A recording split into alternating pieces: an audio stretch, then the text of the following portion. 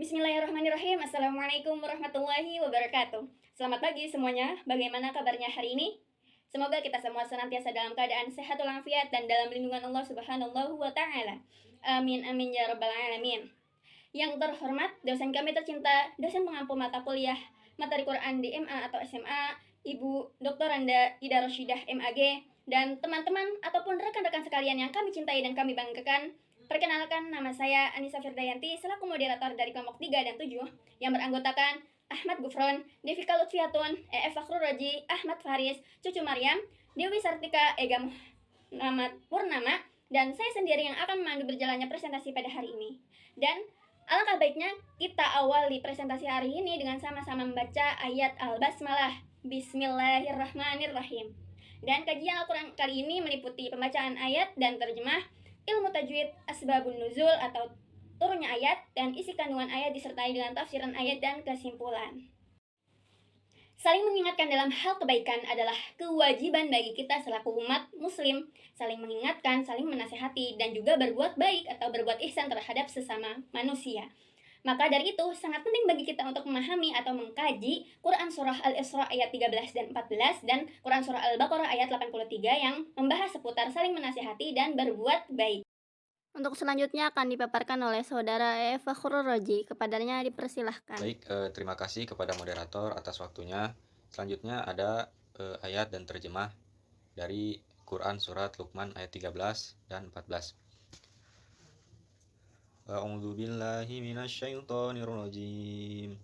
Bismillahirrahmanirrahim. Wa idh qala Luqmanu libnihi wa huwa ya'iduhu ya bunayya la tusyrik billah. Inna syirka la zulmun 'adzim. Wa wassayna al-insana biwalidayhi hamalathu ummuhu wahnan 'ala wahnin wa fisaluhu fi 'amain an ishkur li wa liwalidayka ilayyal masir. Yang artinya, dan ingatlah ketika Luqman berkata kepada anaknya di waktu ia memberi pelajaran kepadanya, "Hai anakku, janganlah kamu mempersekutukan Allah. Sesungguhnya mempersekutukan Allah adalah benar-benar kezaliman yang besar. Dan kami perintahkan kepada manusia berbuat baik kepada dua orang ibu bapaknya. Ibunya telah mengandungnya dalam keadaan lemah dan bertambah-tambah, dan menyapihnya dalam 2 tahun. Bersyukurlah kepadaku dan kepada dua orang ibu bapakmu, hanya kepadakulah kamu kembali." Selanjutnya ada ayat dan terjemah daripada Quran Surat Al-Baqarah ayat 83. Bismillahirrahmanirrahim. Wa idh akhadna mitsaqa bani Israila la ta'buduna illallaha wa bil walidaini ihsana wa dzil qurba wal yatama wal masakin wa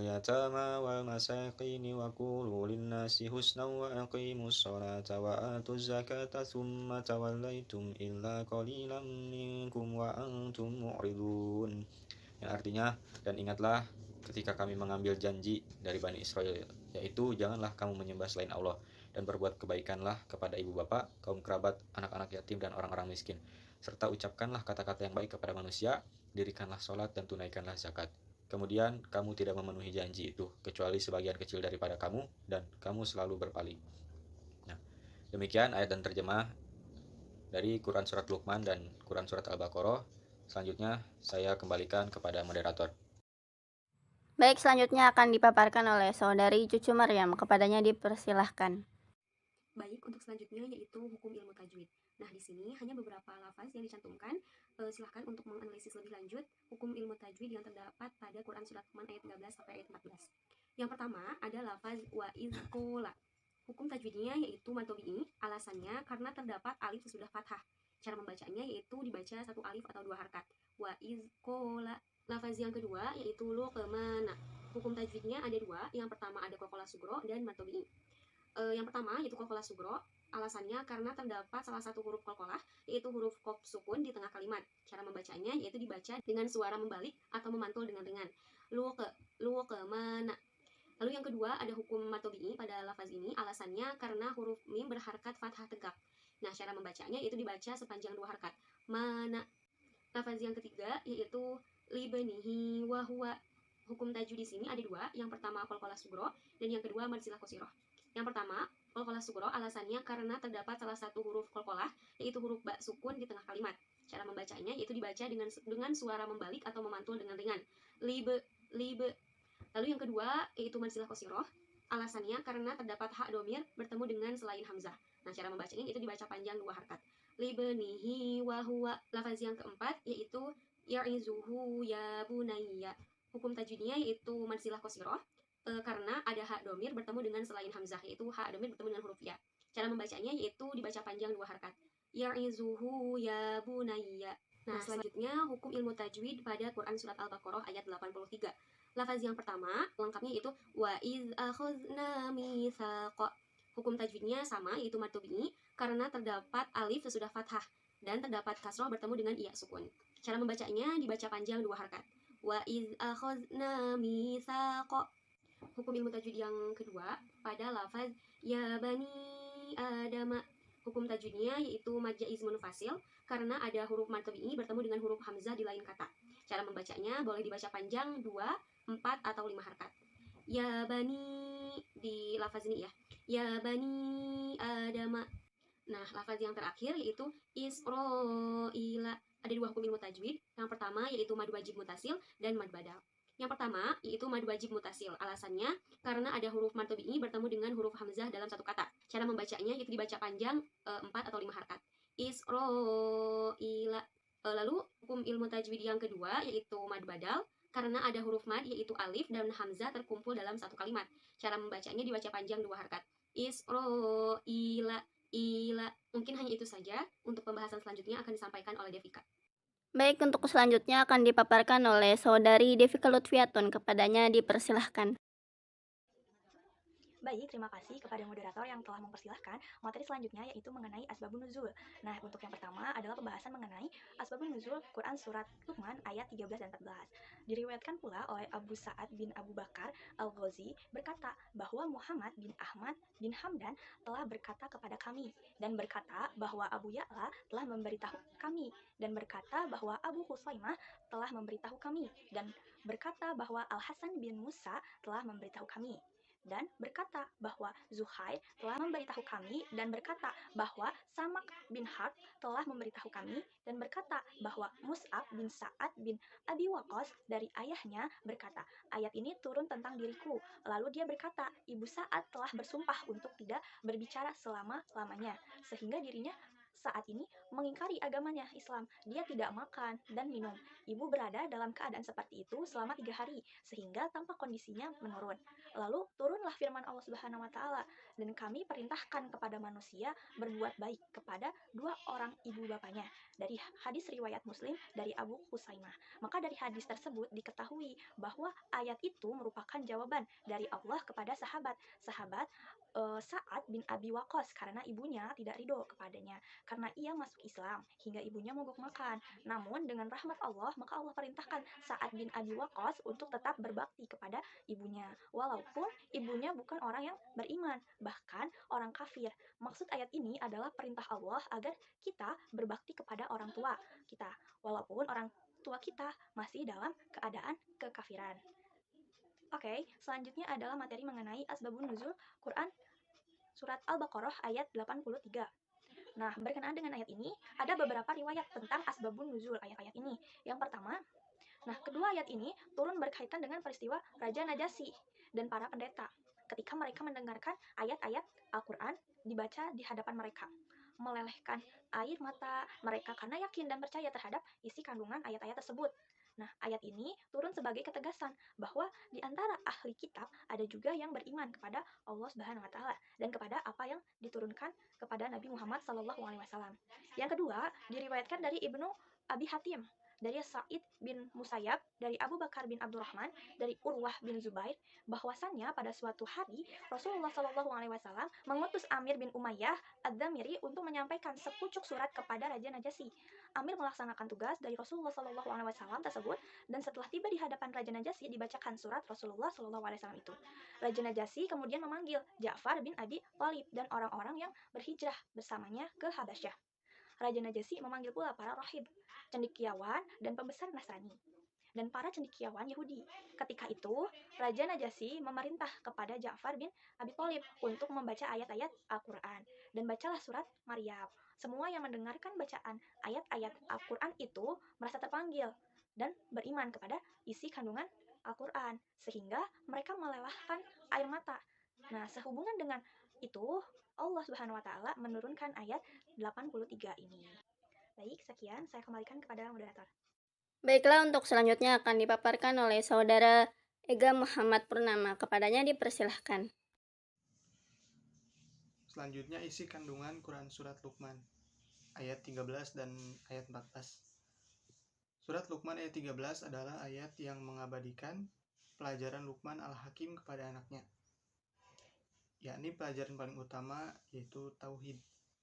Luqman mengatakan kepada anaknya agar jangan menyekutukan Allah, karena menyekutukan Allah adalah perbuatan aniaya yang paling besar. Ibnu Katsir dalam tafsirnya menjelaskan, Luqman menasihati anaknya yang merupakan buah hatinya, maka wajarlah ia memberikan kepada orang yang paling dikasihinya itu sesuatu yang paling utama dari pengetahuannya.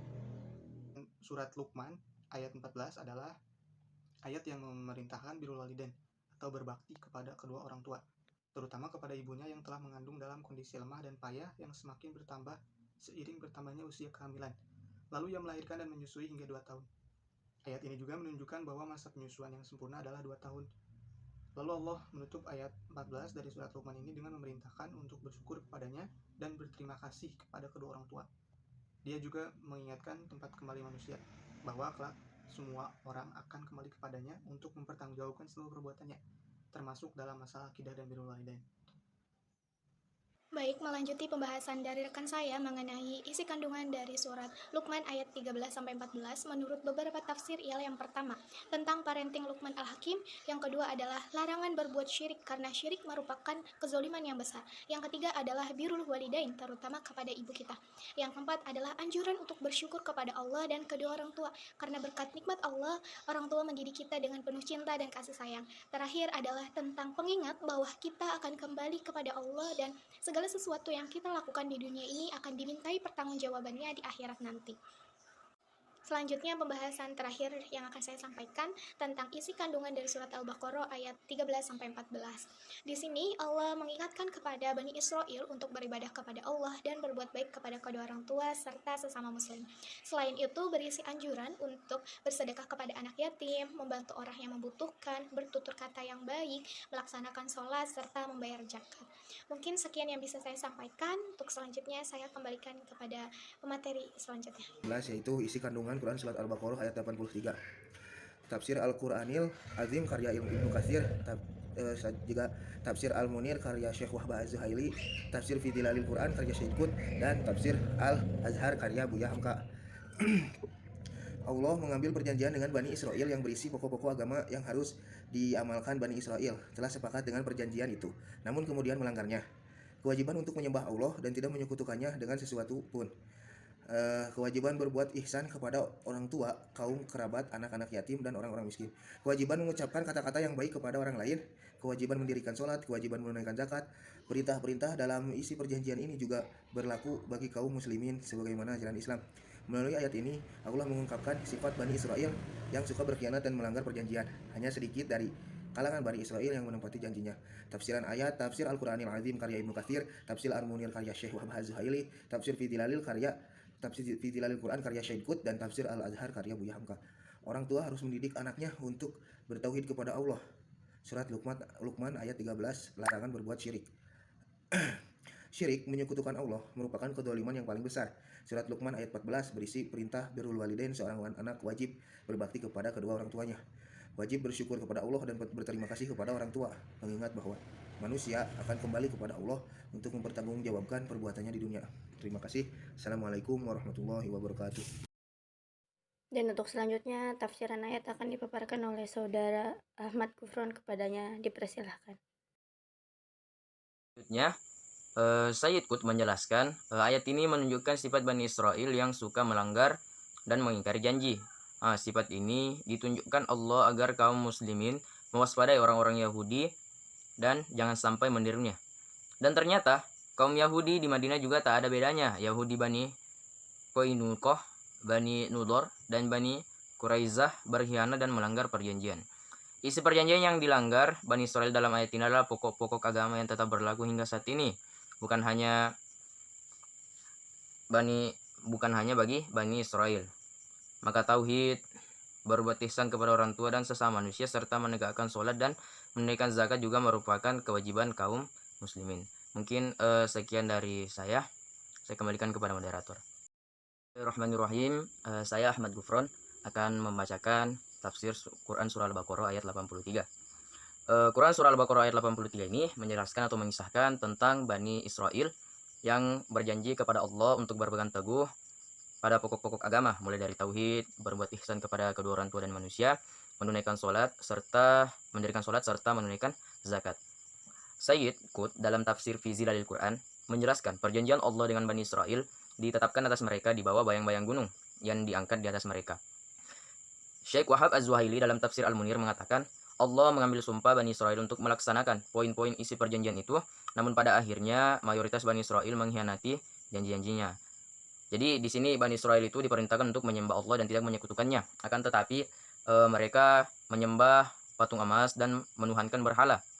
Mereka diperintahkan untuk berbuat ihsan, justru banyak yang durhaka kepada orang tua dan menzolimi kaum duafa.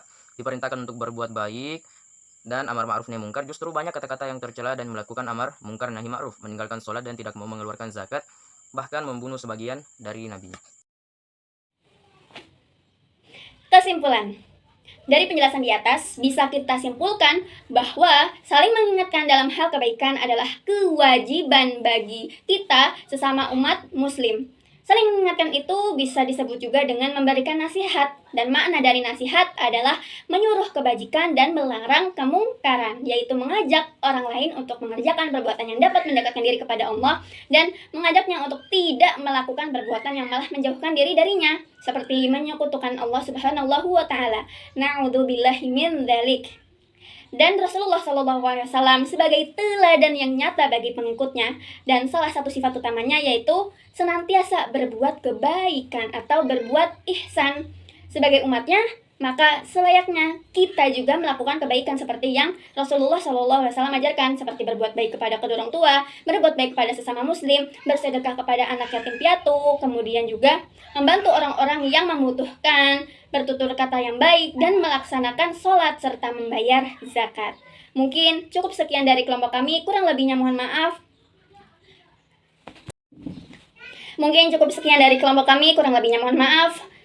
Wallahul muwaffiq ila aqwamit thoriq. Ila liqa. Wassalamualaikum warahmatullahi wabarakatuh.